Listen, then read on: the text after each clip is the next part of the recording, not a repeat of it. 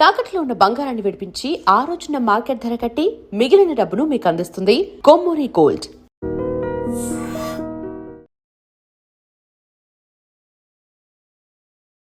Welcome to I dream. నేను ఉదయశ్రీ.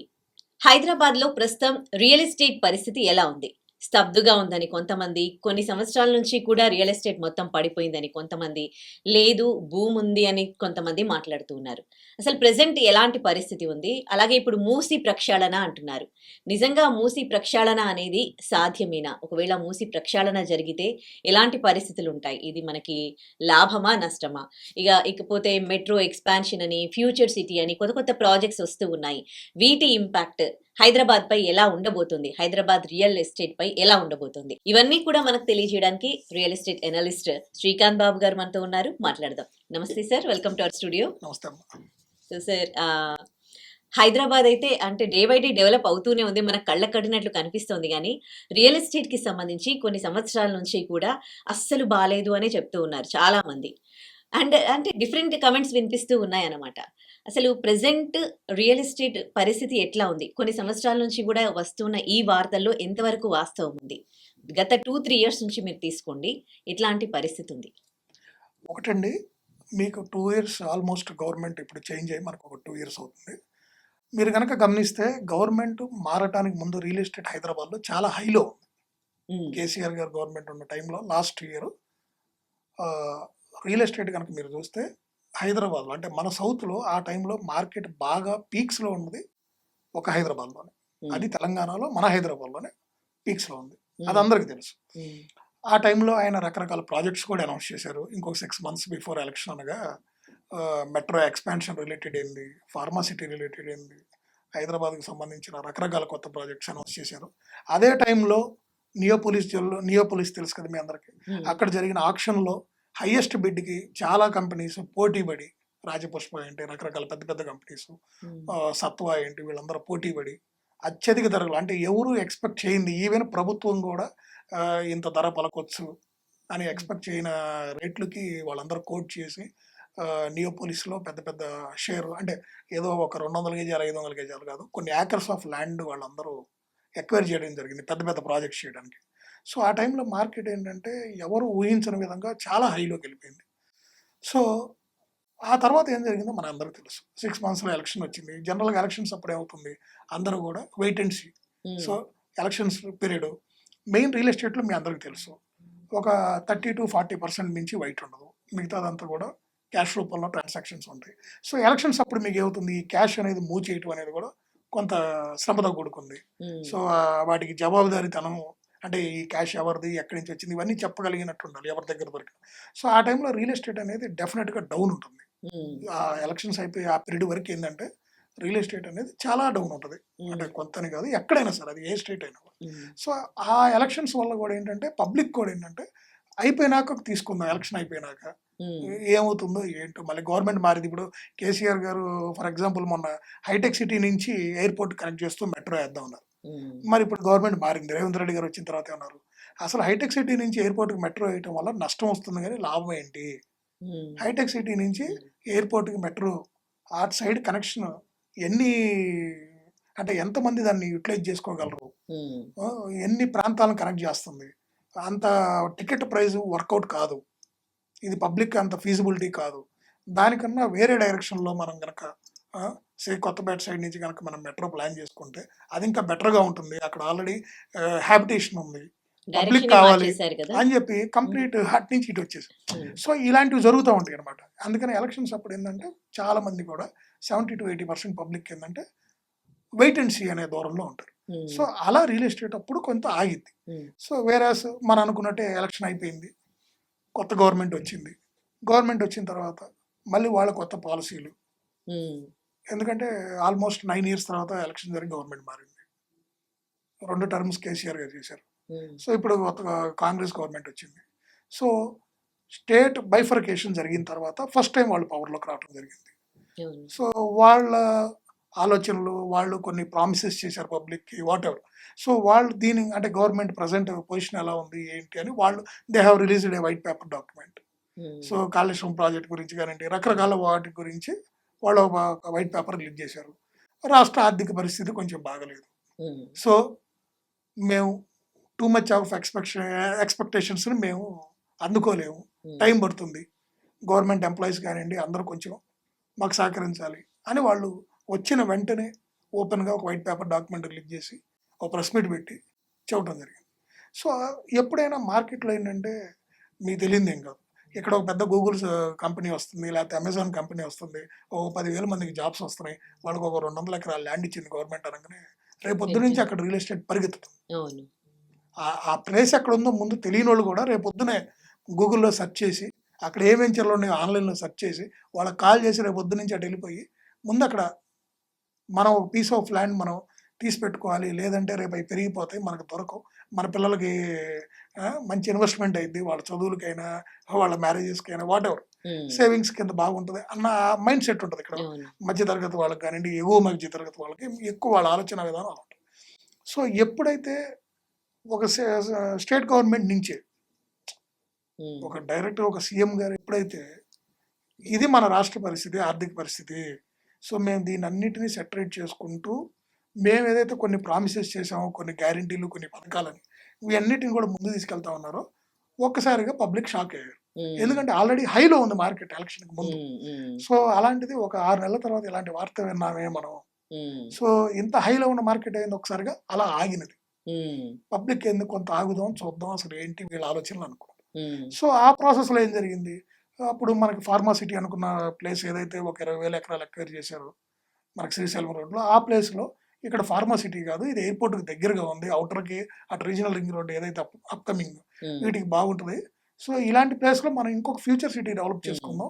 ఇప్పుడున్న మన సిటీ ఏదైతే ఉందో ఈ ట్రాఫిక్ కానీ పొల్యూషన్ కానీ ఇంక ఇక్కడే కొత్త కొత్త బిల్డింగ్స్కి కానివ్వండి, మాల్స్కి కానీ పర్మిషన్స్ ఇచ్చి ట్రాఫిక్ ప్రాబ్లమ్స్ ఏంటి ఇవన్నీ కాదు, మనం కొత్త నగరాన్ని నిర్మించుకుందాం అది ఇదని ఆ ల్యాండ్ ఏదైతే ఫార్మాసిటీ అనుకున్నారో అక్కడ ఫ్యూచర్ సిటీ పెట్టాలని ఒక డెసిషన్ తీసుకున్నారు స్టేట్ గవర్నమెంట్. ఉమ్, సో ఇట్లా కొన్ని డెసిషన్స్ మారిపోయినాయి మెట్రో రిలేటెడ్ కానీ ఇవన్నీ. ఉమ్, సో ఇవన్నీ కూడా ఈ రియల్ ఎస్టేట్ రంగం మీద ఏంటంటే ఇంపాక్ట్ చూపించాయి. ఉమ్, సో నేను డీటెయిల్గా మీకు ఎందుకు చెప్తున్నానంటే ఎందుకు జరిగింది, వర్క్ పడిపోయింది కాదు, what are the reasons behind. Correct. So వీటిల్లో మనం ఇక్కడ పాజిటివ్స్ ఉన్నాయి, నెగిటివ్స్ ఉన్నాయి, అన్నీ మనం చూడాలి. ఉమ్, ఎందుకంటే గవర్నమెంట్ ఏ డెసిషన్ తీసుకున్నా వాళ్ళు కూడా కొన్ని ఆలోచనలు చేస్తారు, అంటే ఏదో బ్లైండ్గా తీసుకోరు.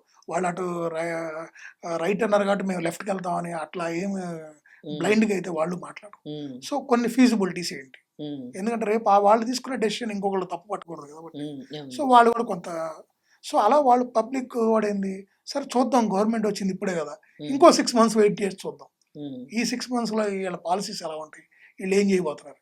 సో ఆ ప్రాసెస్లోనే ఈ ఫ్యూచర్ సిటీ గురించి చెప్పారు. ఉమ్, వాస్తవంగా కనుక మీరు కంపేర్ చేస్తే ఫార్మసిటీ కన్నా ఫ్యూచర్ సిటీ అనేది డెఫినెట్గా ఇట్స్ ఎ గుడ్ డెసిషన్. ఉమ్. ఎందుకంటే అక్కడ మంచి కంపెనీస్ వస్తాయి ఇంకా. మొన్న సమ్మిట్ కూడా Yes. నిర్వహించారు, చేశారు. సెలబ్రిటీస్ ని పిలిచారు, అన్ని Yes. ఇతర So, కంట్రీస్ నుంచి కూడా వచ్చారు కదా Yes. ఇక్కడికి. ఇవన్నీ జరిగినాయి అంటే డెఫినెట్గా వాళ్ళు బ్యాక్ అండ్ వర్క్ చేస్తున్నట్టే కదా. ఫ్యూచర్ సిటీ చేయాలనేది ఒక సంకల్పంగా పెట్టుకొని ఉమ్, వాళ్ళు కూడా ఆ ప్రాసెస్లో ముందుకెళ్తుంటేనే ఈ సదస్సు పెడతాం కానీ దానికి అంతమంది గెస్టులు ఇన్వైట్ చేయడం కానివ్వండి, చాలా కంపెనీలతో ఎంఓఏ చేసుకోవడం కానివ్వండి, ఇవన్నీ మనం చూసాం ఓపెన్గా.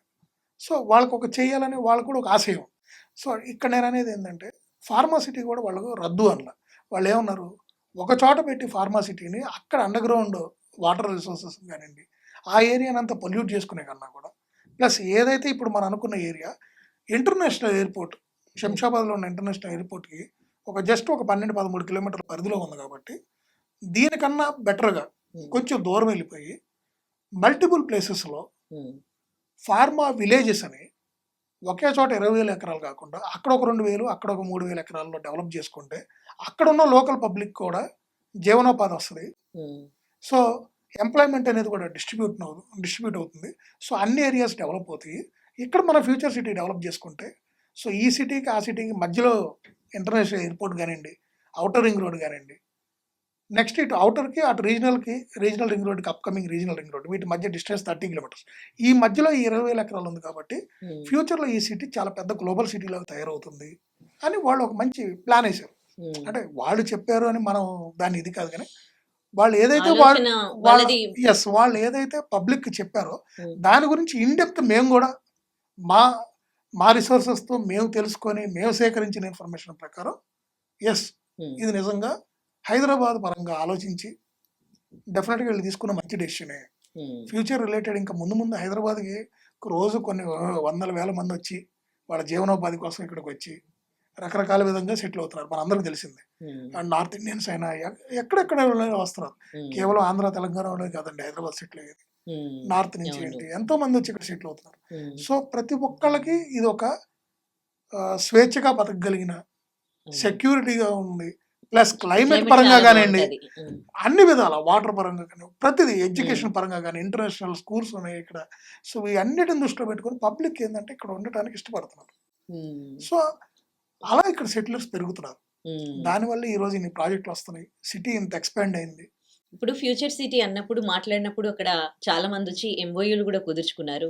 అంటే ఎన్నో ప్రాజెక్ట్స్ వస్తాయి. ఎప్పుడైతే ప్రాజెక్ట్స్ వస్తాయో అక్కడ ఎంప్లాయ్మెంట్ ఉంటుంది, సో డెవలప్మెంట్ అనేది ఉంటుంది, ల్యాండ్ వాల్యూస్ పెరుగుతాయి. అసలు ఈ సమ్మిట్ అనేది సక్సెస్ అయిందా? నిజంగా ప్రభుత్వం చెప్తున్నట్లు చాలా ఎంఓయూలు కుదిరాయా?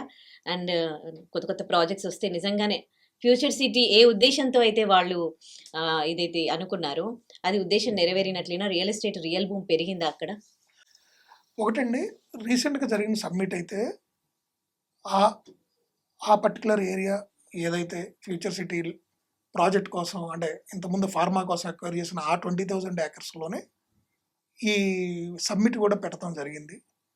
ఎందుకంటే ఆ ల్యాండ్ ఇచ్చిన రైతులకు కానివ్వండి, గవర్నమెంట్కి, ప్లస్ ఇన్వెస్టర్స్కి అసలు ఎక్కడ మేము ఫ్యూచర్ సిటీ ప్లాన్ చేస్తున్నాం అని వాళ్ళకు కూడా తెలియటం కోసం, ప్లస్ పబ్లిక్ కూడా ఇదిగో ఫ్యూచర్ సిటీలో మేము ఈ కంపెనీస్ వస్తున్నాయి, ఇక్కడ మేము ఈ సమ్మిట్ పెట్టింది ఇందుకే, ఫ్యూచర్ సిటీలోనే సమ్మిట్ పెట్టాము, ఎక్కడో నోవెటల్ హైటెక్స్లోనో ఎక్కడో పెట్టకుండా మనం ఇక్కడే సమ్మిట్ పెట్టాము, ఎందుకంటే వాళ్ళకు కూడా తెలియటం కోసం అని చెప్పి ఒక క్లియర్ ఇండికేషన్ ఇవ్వడం కోసం ఆ సమ్మిట్ పెట్టారు.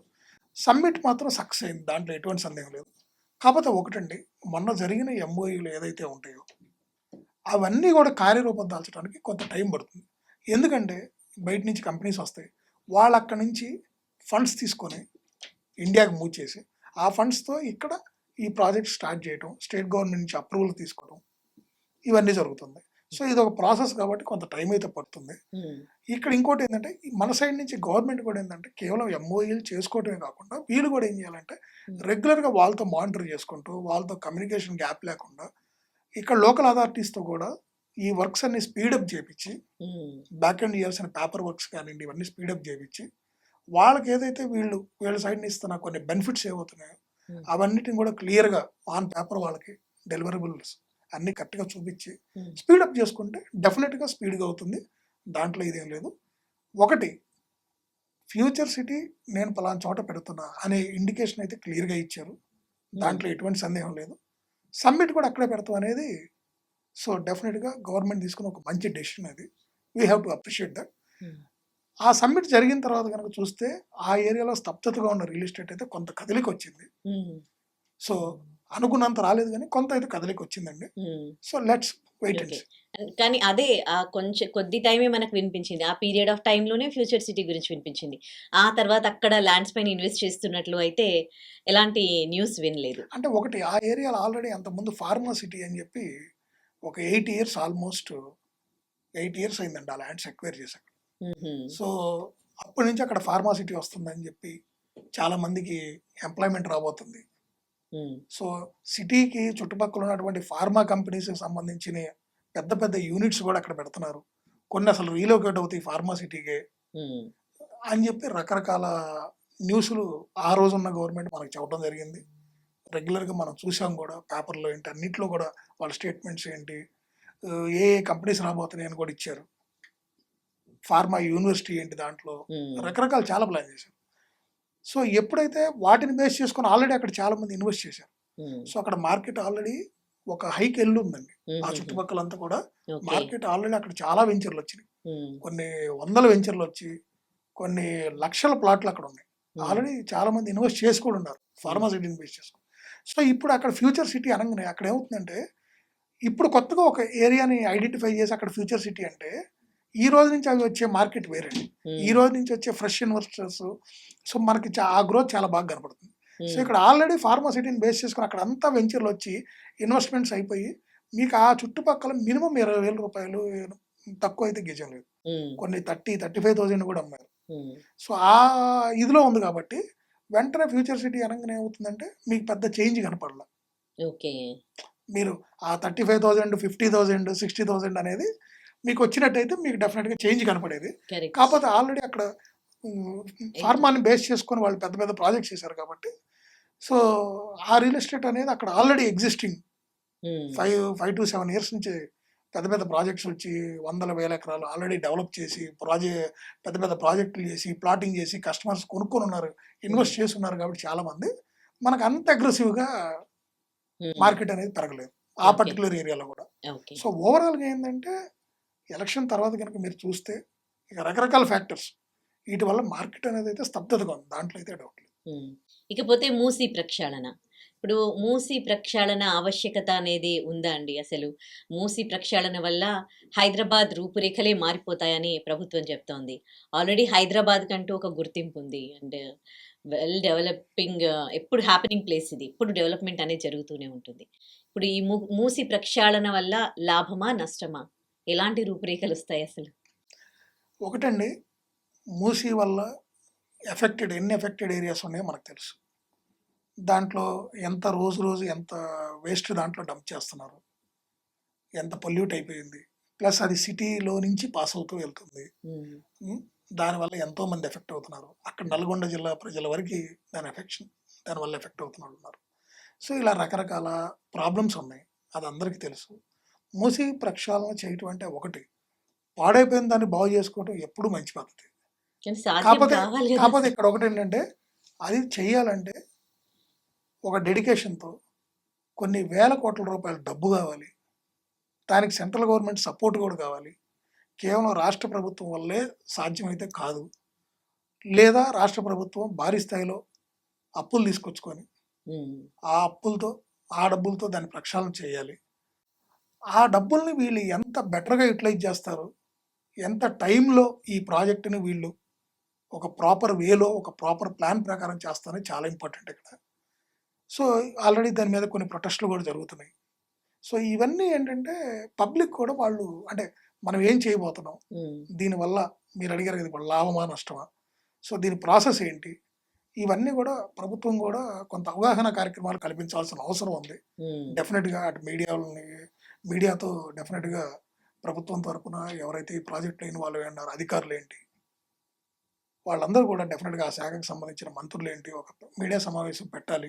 హ్మ్. అలానే పబ్లిక్గా కూడా ఇప్పుడు ఎక్కడైతే వాళ్ళు ఎక్వేషన్లో పోతున్నటువంటి అపార్ట్మెంట్స్ ఏంటి, ఇళ్ళు ఏంటి, ఆ పేదలకు సంబంధించినవి కానీ ధనికులకు ఎవరు అయినా సరే వాళ్ళందరితో కూడా ఒక మీటింగ్ పెట్టి అసలు వాళ్ళ ప్రణాళిక ఏంటి, వాళ్ళు ఏం హ్మ్. చేయాలనుకుంటున్నారు, వాట్ డెఫినెట్గా చెప్పాల్సిన అవసరం ఉంది. ప్లస్ ఈ ప్రాజెక్టును వీళ్ళు ఎలా ముందుకు తీసుకెళ్దాం అనుకుంటున్నారు, వాట్ ఈస్ ఇన్ ఎంత టైంలో, మెయిన్ ఇక్కడ టైం అనేది చాలా ఇంపార్టెంట్ అండి. హ్మ్. ఇప్పుడు నెక్స్ట్ మళ్ళీ 3 ఇయర్స్లో ఎలక్షన్ ఉంటుంది. అవును. సో ఎవరు వస్తారో ఎవరు వెళ్తారో ఎవరికి తెలియదు. కరెక్ట్. కేసీఆర్ గారు 100 చెప్పి వెళ్ళారు, హ్మ్. ఆయన వస్తారని అనుకున్నారు, హ్మ్. మరి మారిపోయారు. హ్మ్. సో ఆయన చెప్పినవన్నీ వాళ్ళు ఏది జరగట్లేదు. హ్మ్. సో ఇలాంటి క్వశ్చన్స్ అన్ని పబ్లిక్ ఉన్నాయి. హ్మ్. ఇవాళ నేను ఏది మాట్లాడినా పబ్లిక్ మైండ్లో ఉన్నది మీతో మాట్లాడుతున్నాను. Good. సో ఇప్పుడు ఈ మూసీకి సంబంధించి కూడా ఇలా రకరకాల డౌట్లు ఉంటాయి. సో దీని టైం పీరియడ్ ఎంత స్కేల్ అనుకుంటున్నారు, సో దీని టోటల్ ఎంత ఖర్చు అవ్వాలను, ఎంత ఫండ్స్ హ్మ్. ఖర్చు పెట్టాలనుకుంటున్నారు, దాని పరిస్థితి ఏంటి, ఆ ఫండ్స్ని ఎలా పుల్అప్ చేయబోతున్నారు, ఆ తర్వాత బ్యూటిఫికేషన్ చేస్తారన్నారు, అవి చేస్తారన్నారు. సో రెవెన్యూ ఎలా జనరేట్ చేసుకోవాలనుకుంటున్నారు, హ్మ్. మీ ఎక్స్పెక్టెడ్ ఏంటి, ఎలా వస్తుంది ఆ డబ్బు ఏంటి. హ్మ్. సో ఇట్లా కొన్ని ఒక ప్రాపర్ వేలో కనుక అధికారులతో కూర్చొని అటు ఆ శాఖకు సంబంధించిన మంత్రులు ఏంది వీళ్ళందరూ కూడా దాని గురించి అసలు వాట్ అనేది హ్మ్. ఒక వైట్ పేపర్ డాక్యుమెంట్ కనుక వాళ్ళు తయారు చేసుకొని డెఫినెట్గా పబ్లిక్ కనుక ప్రాపర్ వేలో చెప్పి నిజంగా ఆ ప్రాజెక్ట్ వర్తా కాదనేది ఆ రోజు మనం ఎవరు అయినా సరే హ్మ్. కరెక్ట్గా చెప్తే బాగుంటుంది. ఈ రోజు నేను అది రాంగ్ అన్నాను అనుకోండి, మమ్మల్ని తప్పు పట్టారు అని చెప్పి అంటారు. హ్మ్. సో అసలు ఇది నిజంగా మేము ఎంత టైం పీరియడ్లో చేయబోతున్నాం, ఏంటి ఇది, హ్మ్. దీనివల్ల ప్రయోజనాలు ఏంటి, దాని తర్వాత భవిష్యత్తులో ఈ డబ్బుల్ని మనం ఎలా సంపాదించగలం, హ్మ్. ఇవన్నీ కూడా చాలా ఇంపార్టెంట్ అండి. ఇంకా రియల్ ఎస్టేట్కి అంటారా, ఒక కొత్తది ఏది జరిగినా సరే మంచిగా జరిగితే డెఫినెట్గా అది రియల్ ఎస్టేట్కి ప్లస్ అవుతుంది కానీ మైనస్ కాదు. కొత్త ప్రాజెక్ట్ ఏదైనా వచ్చినా, కొత్త డెవలప్మెంట్ ఏదైనా జరిగినా అది సిటీకి డెఫినెట్గా ఒక కొత్త రోడ్డు, ఒక 40 ఫీట్ రోడ్ని ఒక 60 ఫీట్ రోడ్ చేసినా కూడా అక్కడ ల్యాండ్ ప్రైజెస్ పెరుగుతాయి, వాల్యూస్ మారిపోతాయి. అలానే ఇది కూడా ఔటర్ రింగ్ రోడ్ వచ్చినప్పుడు ఔటర్ రింగ్ రోడ్ వల్ల మాకేంటి ఉపయోగం అని ఎంతో మంది అనుకున్నారు. ఈ రోజు ఔటర్ రింగ్ రోడ్ దగ్గర ఆ చుట్టుపక్కల పర్ స్క్వేర్ యార్డ్ మినిమం 30 నుంచి 50,000 తక్కువ ఎక్కడన్నా ఉందా? మినిమం 30 తక్కువ, అసలు 30 కూడా దొరకట్లేదు అంటారు మనకు. సో ఎక్కడన్నా ఉందా? సో నేను అదే చెప్తుంది మీకు, ఈ రోజు మనం ఏదైతే ఉపయోగం లేదనుకుంటున్నాం డెఫినెట్గా ఫ్యూచర్లో అవన్నీ కూడా మన అంచనాలు తలకిందులు చేస్తాం. That is real estate. ఇక్కడ రియల్ ఎస్టేట్లో ఈ ఏరియాలో కొనుక్కుంటే ఇంతే పెరుగుతుందని ఎవరూ చెప్పలేరండి. రియల్ ఎస్టేట్లో ఇన్వెస్ట్మెంట్స్ అనేవి మినిమం ఇంతే పెరుగుతుంది, లేకపోతే మ్యాక్సిమం ఇంతే పెరుగుతుంది అని అంచనాలన్నీ తలకిందులు అవుతాయి. అక్కడ వచ్చే projects, employment, even state government develop చేసే విధానం వల్ల కూడా ఒక నియోపోలిస్ ఆ విధంగా తయారవుతుందని ఏ రోజు అన్ని ఎవరైనా అనుకున్నారా? మరి లోపల ఈ రోజు అన్ని పెద్ద పెద్ద 100 ఫీట్ రోడ్స్ వేసి ఆ లొకేషనే ఒక యాప్ట్, దాని పక్కన ఔటర్ రింగ్ రోడ్ వెళ్తూ, సో ఇలా మల్టిపుల్ ఇవన్నీ చూసుకొని ప్రజలు కూడా ఏంటంటే అలాంటి ఏరియాలో, అంటే డబ్బు ఉన్న వాళ్ళు ఏం కోరుకుంటారు? లగ్జరీ, అన్నీ దగ్గరగా ఉండాలి, అన్నీ విశాలంగా ఉండాలి, అన్నీ మనకు అందుబాటులో ఉండాలి. ఔటర్ రింగ్ రోడ్ ఎయిర్పోర్ట్కి వెళ్ళాలన్నా పక్కనే ఉండాలి, సిటీలోకి రావాలన్నా బాగుండాలి, మంచి లొకేషన్ ఉండాలి. సో అలాంటి వాళ్ళకి ఏంటంటే price is not a fact. So ఇలా రకరకాల అన్నమాట అండి. ఎలక్షన్స్ ఇంపాక్ట్ అనేది రియల్ ఎస్టేట్ పైన ఉంటుందండి. ఖచ్చితంగా ఉంటుంది. సరే, మొన్న ఇప్పుడు రేవంత్ గవర్నమెంట్ వచ్చాక రియల్ ఎస్టేట్ కొంచెం డల్ అయింది, దానికి కాజెస్ కూడా మీరు చెప్పారు కదా. సో ఎలాంటి ఇంపాక్ట్ పడింది? డెఫినెట్గా అండి, ఇప్పుడు గవర్నమెంట్ మారినప్పుడు వాళ్ళు తీసుకున్న డెసిషన్స్ వల్ల ఏమవుతుందంటే ఈ చేంజెస్ అనేవి జరుగుతాయి. మెట్రో రిలేటెడ్ కానివ్వండి, ఇప్పుడు రీజనల్ రింగ్ రోడ్ ఉంది for example, central government support చేయాలి ఆ ప్రాజెక్ట్కి. మన బడ్జెట్లో వాళ్ళు ఫండ్స్ ఇస్తారు అనుకున్నారు. వాళ్ళు యాక్చువల్గా మన బడ్జెట్లో హైదరాబాద్కి ఒక 3 బుల్లెట్ ట్రైన్స్ తప్పితే వాళ్ళు బేసికల్గా ఎటువంటి ఫండ్స్, ఏ ప్రాజెక్ట్కి కూడా ఎటువంటి ఫండ్స్ వాళ్ళు ఫ్యూచర్ సిటీ రిలేటెడ్ కానివ్వండి, RRR కానివ్వండి, దేనికి కూడా మేము ఇంత ఫండ్స్ ఇస్తామని కానీ వాళ్ళు ఎక్కడ కూడా చెప్పలేదు. కనీసం రేపు మీ ప్రాజెక్టు రిపోర్ట్ సబ్మిట్ చేయండి, దాన్ని చూసి మేము కన్సిడర్ చేస్తాం, తర్వాత ఫండ్స్ ఏదన్నా కార్పొరేషన్ నుంచి ఇవ్వడం, ఏదో ఒకటి చేద్దాం అనేది కూడా ఎక్కడ వాళ్ళు ఏమి చెప్పలేదు. సో అలా సెంట్రల్ నుంచి కూడా సపోర్ట్ లేనప్పుడు ఏమవుతుందంటే స్టేట్లో ఎక్స్పెక్టెడ్ డెవలప్మెంట్స్ కానివ్వండి, అలాంటివి కొంచెం ఏంటంటే అంత స్పీడ్గా జరగవు, ప్లస్ జరగవచ్చు జరగకపోవచ్చు కొన్ని ప్రాజెక్ట్స్, ఇలాంటి రకరకాల ఇబ్బందులు ఉంటాయి. సో డెఫినెట్గా సెంట్రల్ గవర్నమెంట్ సపోర్ట్ అయితే కొంత ఉండాలి. అలానే స్టేట్ కూడా ఏంటంటే ఒక ప్రాజెక్ట్ని సీరియస్గా తీసుకోవటం, అది ఎంతవరకు పాసిబిలిటీ ఉంటుంది, ఆ ప్రాజెక్ట్ మనం ఎంతవరకు ముందుకు తీసుకెళ్ళాం, అలానే ముందుకు తీసుకెళ్లాలని ఒక నిర్ణయం తీసుకుని సరిపోదు. దానికి సంబంధించి బ్యాక్ ఎండ్ ల్యాండ్ ఎక్వేషన్స్ కాడి నుంచి పబ్లిక్ నొప్పించి ల్యాండ్ తీసుకోవడం అనేది ఒక పెద్ద టాస్క్ ఇవాళ. సో ఆ ల్యాండ్ పుల్అప్ చేసిన తర్వాత దాన్ని ప్రాపర్ వేలో యూటిలైజ్ చేసుకుంటూ ప్రాపర్ వేలో ఫండ్స్ని ఏ సోర్సెస్ నుంచి తెచ్చుకోవాలి, ఈవెన్ అప్పు తెచ్చుకున్నా కూడా తక్కువ రేట్ ఆఫ్ ఇంట్రెస్ట్ తెచ్చుకోగలగాలి. సో ఎంత టైం పీరియడ్లో వాటిని రీపే చేయగలం, అలానే ఈ అప్పులను తీర్చడానికి మన దగ్గర ఉన్న సోర్సెస్ ఏంటి, ఇవన్నీ ప్రాపర్ వేలో ఇవన్నీ ప్లాన్ చేసుకున్నప్పుడే ఆ ప్రాజెక్టులు ముందుకెళ్తాయి. అంతేగాని జస్ట్ ఏదో పబ్లిక్ కోసం ఆ ప్రాజెక్ట్ అనౌన్స్ చేస్తే మాత్రం అది అవ్వదు. కాదు ఇక్కడ పబ్లిక్ ఏంటంటే 9 years తర్వాత గవర్నమెంట్ మారటం, గవర్నమెంట్ మారిన తర్వాత వాళ్ళ డెసిషన్స్ ని వీళ్ళు కొన్ని తప్పుబట్టి అవి వీటి వల్ల ఏంటంటే గవర్నమెంట్ ఏంటంటే కొంత ఇక్కడ చేశారనుకోండి ఆ ఇబ్బంది ఏమి ఉండదు. గవర్నమెంట్ మారిందంటే మస్ట్ గా ఇక్కడ కాదు, ప్రపంచ వ్యాప్తంగా కూడా గవర్నమెంట్ మారింది అనుకోండి, బిఫోర్ గవర్నమెంట్ డెసిషన్స్ చేంజ్ చేసేస్తారు. అలాంటి పరిస్థితుల్లోనే ఇట్లా జరిగింది. ఇలాంటి పరిస్థితి యాక్చువల్గా ఇంతకు ముందు మనకి చెన్నైలో మీకు తమిళనాడులో ఇలాంటి పరిస్థితులు ఉండే, ఒక గవర్నమెంట్ నార్త్ లో డెవలప్ చేస్తే ఇంకోటి సౌత్ సైడ్ డెవలప్ చేసేవాళ్ళు, ఆపోజిట్ డైరెక్షన్ లో వెళ్ళిపోయేవాళ్ళు. సో చూద్దాం, Hyderabad global city, round the clock అంతా డెవలప్ అవుతుంది, అవ్వాల్సిందే, ఆప్షన్ లేదు. ఇంకా సిటీ ఇక్కడే అనడానికి లేదు. డెఫినెట్ గా ఫ్యూచర్ సిటీ అనేది హైదరాబాద్ కావాలి, అదైతే మంచి నిర్ణయమే, దాంట్లో అయితే ఇదే లేదు. కాకపోతే ఎంత ఎఫర్ట్ పెట్టి, ఎంత జెన్యూన్గా, ఎంత టైం పీరియడ్లో, ఏ సోర్సెస్ నుంచి ఫండ్స్ తెచ్చుకొని దాన్ని ఎంత ఫాస్ట్గా డెవలప్ చేస్తారు అనేది ఇక్కడ క్వశ్చన్. ఇది మూసి ప్రక్షాళనది జరుగుతోందా అండి? అసలు ఇది ముందుకి లేదండి, ఇంకా ముందు అసలు ఆ ల్యాండ్ అక్విజిషన్స్, ఆల్రెడీ కొన్ని అపార్ట్మెంట్స్ ఏంటి కొన్ని ఎక్వైర్ చేస్తున్నారు కదా, కొన్ని ఉమ్, పేదల ఇల్లు ఖాళీ చేపిస్తున్నారు. ఇవన్నీ ముందు సార్ట్ అవుట్ అయ్యి ఆ ప్రాజెక్ట్ వర్క్ స్టార్ట్ అవ్వాలంటే మాత్రం it will take minimum 1 year. Minimum okay 1 year. Okay ఈ లోపల మొన్న వీళ్ళు ఫండ్స్ కూడా మళ్ళీ రెడీ చేసుకోవాలి. ఉమ్, నెక్స్ట్ కాంట్రాక్టర్స్ పిలుచుకోవడం, వాళ్ళకి టెండర్స్ అలొకేట్ చేయడం, ఉమ్. ఎంతో పెద్ద ప్రాసెస్. ఓకే. ఎప్పుడు ఏదో ఒక దాని ఇంపాక్ట్ అయితే రియల్ ఎస్టేట్ పైన ఉండనే ఉంటుంది. ఇప్పుడు వార్ జరుగుతోంది కదా, ఈ వార్ ఇంపాక్ట్ కూడా హైదరాబాద్ రియల్ భూమి పై ఉందంటారా? ఒకటండి, వార్ వల్ల మనకేంటి నష్టం? ఇరాను, ఇజ్రాయిల్, అమెరికా వార్ చేసుకుంటుంది వాళ్ళు కదా. ఉమ్, మనకేంటి? దాని వాళ్ళు ఇంపాక్ట్ మన దగ్గర ఉండడం వాళ్ళు ఏంటి? మన పక్కనే లేరు కదా. ఉమ్, ఇది చాలా మంది అనుకునే ప్రశ్న. ఒకటి, ఈ వాళ్ళు ఎవరో కొట్టుకోవటం కాదు. ఒక చోట ఒక కంట్రీ, ఒక 2 కంట్రీస్ ఆర్ 3 కంట్రీస్ ఎవరైనా సరే వార్ చేసుకున్నాయి అంటే దాని ఇంపాక్ట్ గ్లోబల్గా పడుతుంది. అది ఎలా పడుతుంది అనేది ఇప్పుడు నిన్న మనం చూసాం. మనకి రెగ్యులర్గా రావాల్సిన ఎల్పిజి కానివ్వండి, ఉమ్, క్రూడ్ ఆయిల్స్ కానివ్వండి, అవును, హార్మూజ్ అనే ప్రాంతం ఉమ్, నుంచి పాస్ అవ్వాలి. అది అవును, ఎక్కడుంది? ఇజ్రాయెల్కి. జలసంధి, ఇజ్రాయెల్ పక్క నుంచి రావాలి. అవును, మొన్న ఒక ఆల్మోస్ట్ ఒక 1 week to 10 days అక్కడ వాళ్ళందరినీ థ్రెటన్ చేశారు. అవును, మీ షిప్స్ అన్నిటిని మేము మిజైల్స్తో ఇది చేస్తాము, మా పర్మిషన్ లేకుండా ఎవరో పాస్ చేసినా కూడా అన్నారు. సో అందరు అక్కడ స్టక్ అయ్యి వాళ్ళ ఆర్డర్స్ కోసం వెయిట్ అండ్ సీ. ఉమ్, తర్వాత లక్కీగా మన ఇండియన్ షిప్స్ కానివ్వండి, చైనా రిలేటెడ్వి కానీ ఇవన్నిటిని కూడా అక్కడి నుంచి పాస్ అవుట్ చేయడానికి పర్మిషన్ ఇచ్చారు. సో ఇప్పుడు వాళ్ళు పర్మిషన్ ఇవ్వకపోతే ఈరోజు పరిస్థితి ఏంటి? ఈరోజు హైదరాబాద్లో రోడ్ల మీద వెహికల్స్ తిరిగే పరిస్థితి ఉందా? ఉహు, ఆయిల్ మనం చూసారు ఒక 3 days ఎంత ప్యానిక్ అయ్యారు పబ్లిక్. ఉమ్, ఆయిల్ పెట్రోల్ బంక్స్ ఏంది, డీజిల్ ఏంది, పెట్రోల్ కోసం. ఉమ్, గ్యాస్ అయితే ఈరోజు మీరు చూస్తున్నారు. ఈవెన్ నిన్న నాకు కూడా మెసేజ్ వచ్చింది, ఉమ్, 30 days వరకు బుకింగ్ తీసుకోవట్లేదు నెక్స్ట్ ఉమ్, సిలిండర్ బుక్ చేయాలంటే. సో ఉమ్, ఈ ఛాలెంజెస్ ఎందుకు వస్తున్నాయి అంటే అక్కడ వార్ జరగబట్టి వచ్చింది.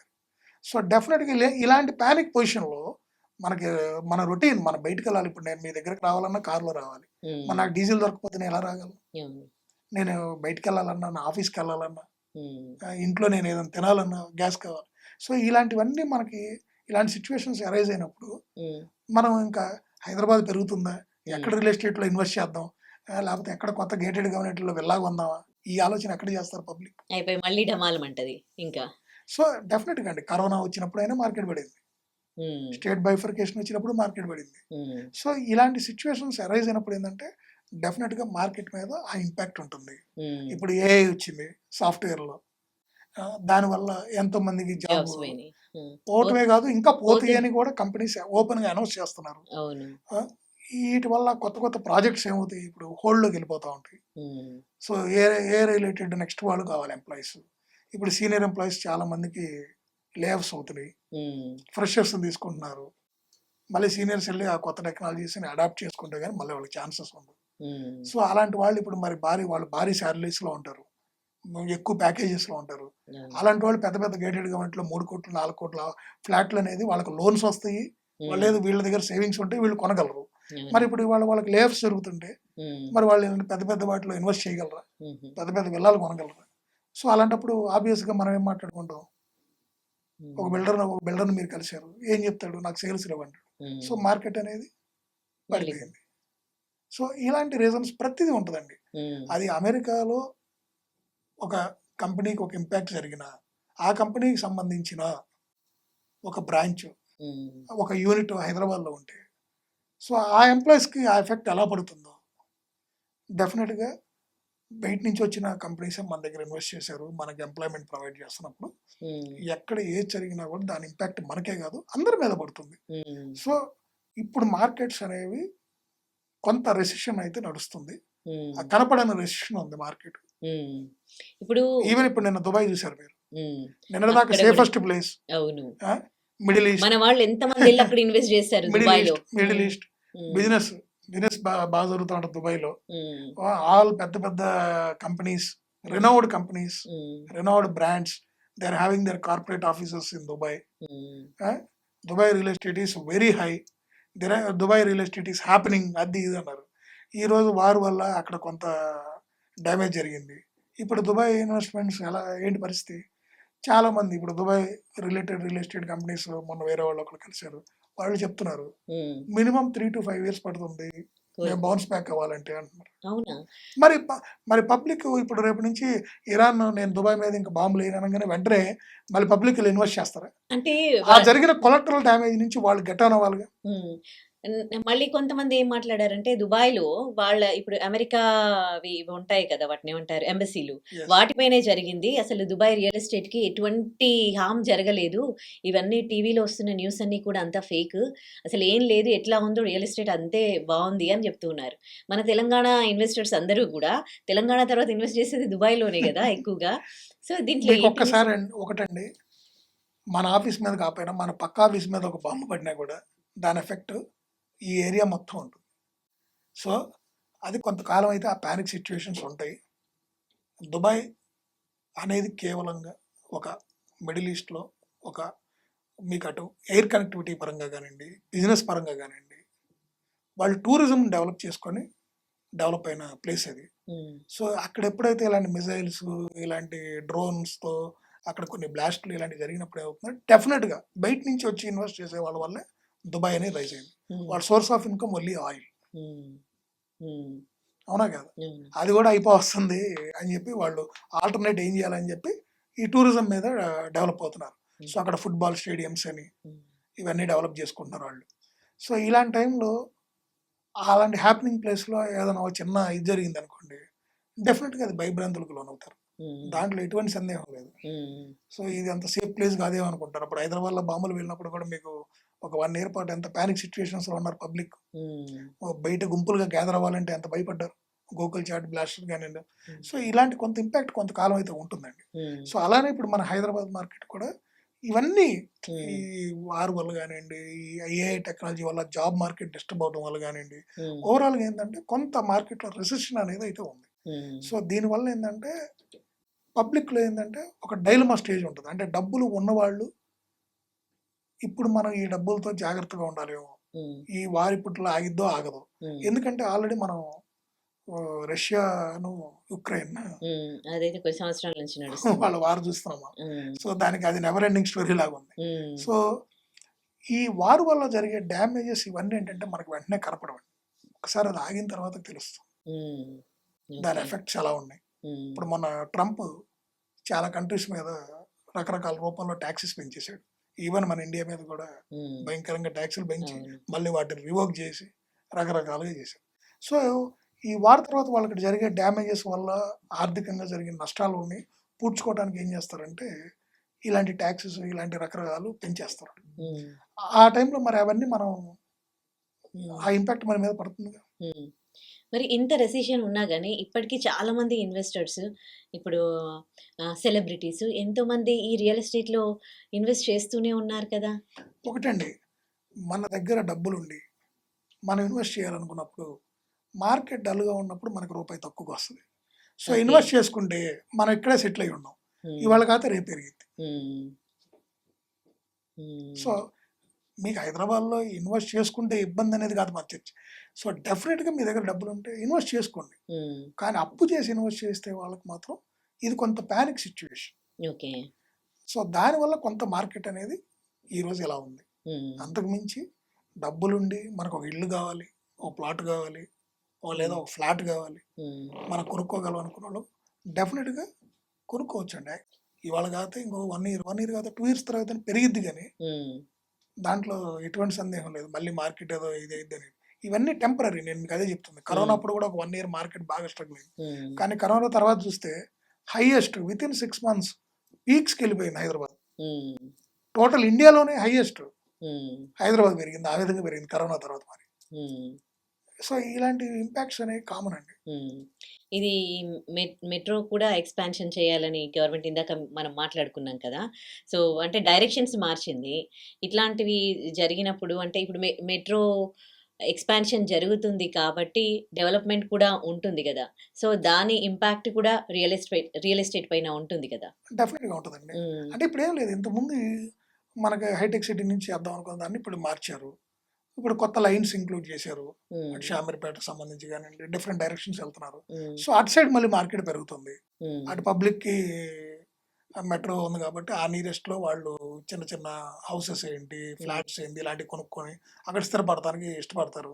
ఎందుకంటే మెట్రో నుంచి అయితే ఈజీగా ఫాస్ట్గా ఆఫీస్కి వెళ్ళిపోవచ్చు, ఉమ్, ఒక ప్లేస్ నుంచి ఇంకో ప్లేస్ ఫాస్ట్గా వెళ్ళొచ్చు, ఈవెన్ పాకెట్ పాకెట్ ఎక్స్పెన్సెస్ కూడా సేవ్ అవుతాయి. సో ఇవన్నీ కూడా పబ్లిక్, మిడిల్ క్లాస్ పబ్లిక్ ఇవన్నీ ఎక్కువ చూస్తారు కాబట్టి.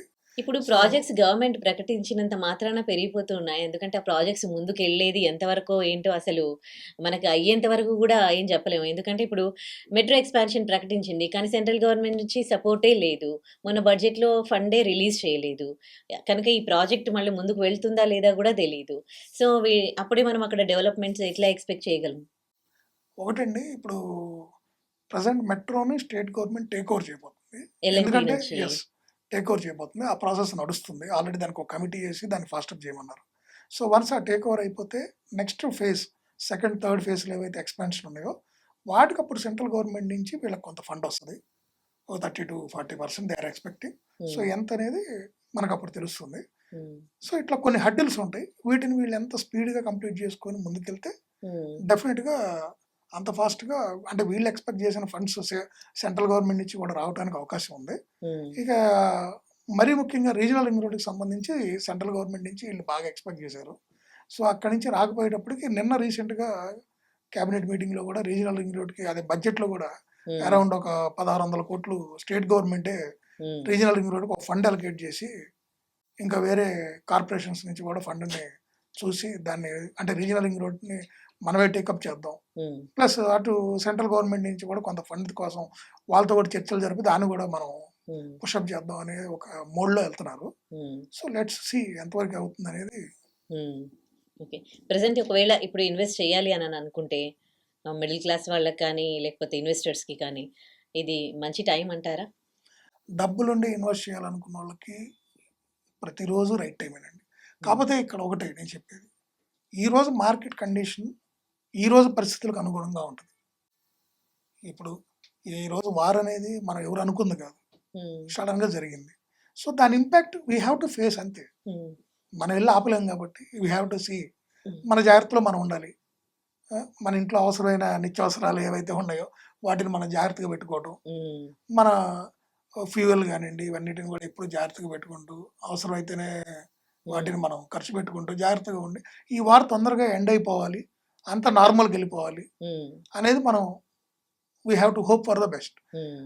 రెండోది, ఒక్కసారి ఈ వార్ అయిపోయింది, డెఫినెట్‌గా మళ్ళీ ఒక 2-3 మంత్స్‌లో థింగ్స్ విల్ కమ్ బ్యాక్. హ్మ్. సో ఆటోమేటిక్‌గా మళ్ళీ పీపుల్ ఆ పానిక్ సిట్యుయేషన్స్ నుంచి బయటికెళ్ళిపోతాం. హ్మ్. ఇప్పుడు కరోనా అప్పుడు మనం 1 ఇయర్ 2 కరోనాలు చూసాం మనం. హ్మ్. బయటికే రాలేదు. షాపింగులు లేవు. అవును. బయటికెళ్ళి హోటల్స్‌కెళ్ళి తినటం లేదు. పబ్లిక్ టూర్‌లు వెళ్ళటం లేదు. ఏం లేవు. ఇవాళ అన్నీ యథామామూలుగా నడుస్తున్నాయి. ఫ్లైట్స్ అన్నీ ఫుల్ అయిపోతున్నాయి. హ్మ్. ఆ బస్సులేంటి, మనకి బయట అన్నీ కూడా అవును. ఎవ్రీథింగ్ అంత నార్మల్‌గా ఎట్లా వెళ్ళిపోయింది. సో ఇవన్నీ అంతేనండి. హ్మ్. ఒక టైం అంతే. ఇప్పుడు రియల్ ఎస్టేట్ కూడా ఏందంటే ఇది కొంత హార్డ్ టైం హ్మ్. నడుస్తుంది. హ్మ్. ఈ ఎంప్లాయీస్ రిలేటెడ్ ఏఐ టెక్నాలజీ వల్ల వచ్చిన ఎఫెక్ట్ వల్ల గానియండి, హ్మ్. ఈ వార్ గానియండి, గవర్నమెంట్ చేంజెస్ ఇవన్నీ. సో నెక్స్ట్ నేను అనుకోవడం ఒక 1 ½ మాక్సిమం 2 ఇయర్స్‌లో ఈ మార్కెట్స్ మళ్ళీ కొంత పాజిటివ్ నోట్‌లోకి వెళ్ళొచ్చు. హ్మ్. So okay. కొంత టైం అయితే పడుతుంది. ఇవంతా అంటే రియల్ ఎస్టేట్ ఏందంటే మిగతా రంగాల్లాగా, అంటే ఫుడ్ ఇండస్ట్రీ లాగా, టూరిజం లాగా అంత ఫాస్ట్‌గా మేకోవర్ అవ్వదు. కొంత టైం తీసుకుంటుంది. ఎందుకంటే పబ్లిక్ హ్యాస్ టు ఇన్వెస్ట్ కదా! అదే. కానీ ప్లాట్ పైన వన్స్ ఇన్వెస్ట్ చేసామంటే ప్లాట్ రేట్ తగ్గడం అంటూ జరగదు గదా! పెరుగుతూనే పోతుంది. లేదంటే అంతలోనే ఉంటుంది గదా! ఇట్ డిపెండ్స్ అండి అగైన్. అంటే వేర్ వి ఇన్వెస్ట్ అనేది కూడా చాలా ఇంపార్టెంట్. ప్లస్ అప్రూవ్డ్ ప్రాజెక్ట్సా? ఇప్పుడు అదే DTCP, HMDA, hmm. RERA certified projects ఇలాంటి వాటిలో ఏంటంటే జనరల్‌గా మనకు ప్రైస్ అనేది ఆ మినిమమ్ మనం కొనుక్కున్న ప్రైజెస్ అనేవి ఎక్కడికి పోవు. సో 20, 30 ఆర్ 60, 100% కూడా అలా పెరుగుతూ వెళ్తాయి గానీ తగ్గే పరిస్థితి అయితే ఉండదు. కొన్ని farm plots, panchayat layouts, unapproved projects ఉంటాయి. సో అలాంటి వాటిలో మనం ఏందంటే ఆ ప్రైజింగ్ అనేది స్టాండర్డ్‌గా మనం చెప్పలేము. అంటే వాటికి గవర్నమెంట్ ఏ రోజు హ్మ్. ఒక్కోసారి రిజిస్ట్రేషన్స్ కూడా ఆపుతా ఉంటది అనాథరైజ్డ్‌కి. హ్మ్. సో అలాంటప్పుడు మరి దే కాంట్, ఇప్పుడు బయ్యర్‌కి అది రిజిస్ట్రేషన్ కానప్పుడు అతను డబ్బులు ఇచ్చి ఎలా కొనుక్కోగలడు? హ్మ్.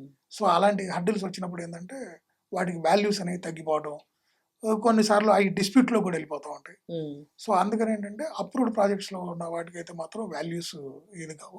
హ్మ్. వేరాస్ ఇక లివింగ్ ప్రాజెక్ట్‌లకి వెళ్ళినప్పుడు ఏమవుతుందంటే మీకు ఈరోజు ఏందంటే అంతా కూడా హై సెగ్మెంట్ ప్రాజెక్ట్స్ ఎక్కువ వచ్చినాయి మనకి. హ్మ్. అంటే okay. Middle class, upper middle class కన్నా కూడా హైయర్ క్లాస్‌ని దృష్టిలో పెట్టుకొని ఒక 2,00,00,000, 3,00,00,000, 5,00,00,000 ఇలా పెద్ద ప్రాజెక్ట్ చేస్తున్నారు. హ్మ్. సో, అది కొంచెం హైదరాబాద్‌ని బాగా ఇంపాక్ట్ చేస్తుంది. హ్మ్. మిడిల్ అండ్ అప్పర్ మిడిల్ క్లాస్‌ని దృష్టిలో పెట్టుకొని గనక మంచి హౌసింగ్ ప్రాజెక్ట్స్ వస్తే, ఈ రోజు కూడా మంచి మార్కెట్ ఉంది హైదరాబాద్‌కి. Right. Thank you so much అండి. మాకు రియల్ ఎస్టేట్‌లో ప్రెజెంట్ పరిస్థితులు ఎట్లా ఉన్నాయో తెలియజేశారు. Thank you. Thank you.